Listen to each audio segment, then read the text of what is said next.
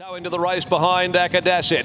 A length and a half behind those to Respondent, being followed over on the inside by Carry the Nation, and only 4 or 5 lengths off the leader. Street Bandit. Dream Lifter comes up to the turn. They've got 400 metres to go in the Grandstand Cup. Dream Lifter got away a length and a half. Ascot. Battle Hero about to shoulder out underneath him. Wink and a Nod now coming to the outside with her run. She's putting in at the 250. Dream Lifter quickly gathered up by Wink and a Nod. She sailed past them now with 150 to travel. Further back is Street Bandit. Respondent running on. Wink and a Nod though draws away from them. The Grandstand Cup's all over, and if you're in the Grandstand you can cheer her home to victory. Justin, we asked you about Wink and a Nod a couple of weeks ago, and you mentioned that you were just building through the campaign nicely. There were some nice races coming up, and when you get a 7 kilo swing on young Lionel for a 3-length defeat, this was probably the perfect one. Yeah, it was nothing against the runners that beat us home the other day, but we just never got the luck that you need to win a race. We had enough luck to go well. And there's 2 more of these races, I think, and then there's a short break and then into some Group 3 races in May. So I've got one flying on me here. There's only one on the whole place. So we went in those races really as warm-ups. The barrier draws and luck didn't go our way, but today was perfect. Bit of rain. And, you know, that was a really cunning ride by Lucy. Small fields are quite tricky, and it's a bit of a game of chess in that first couple of 100 metres trying to position yourself up. He's back again. And yeah, I was just really proud. There's an 18-year-old girl, and she outsmarted some of the best guys out there and put herself in a position to really get going when you got no weight and start stretching their neck early on a wet track. And I just ride like you're the best horse in the race, and it was a super cunning ride. Yeah.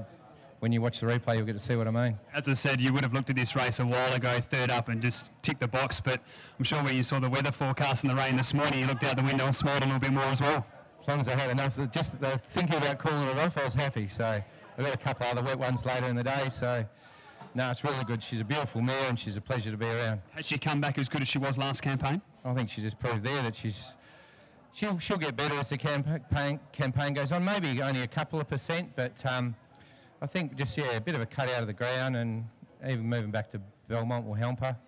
But yeah, she's a beautiful mare, and when she was getting tired towards the end of a campaign last time, probably got to blame myself for that. It wasn't like you're trying to win a railway stakes or whatever. You have to aim at it, and I've only been in the game, I think it's 5 years now, and when you've got a really good winter horse, you're probably not going to win the railway stakes unless you wait and go the following year. So. Probably learned a lot from it. She's probably run on memory the last couple, so probably real aligned through them. Well, mate, it's a very good learning curve, and you've got a perfect here. Congratulations. Thank you.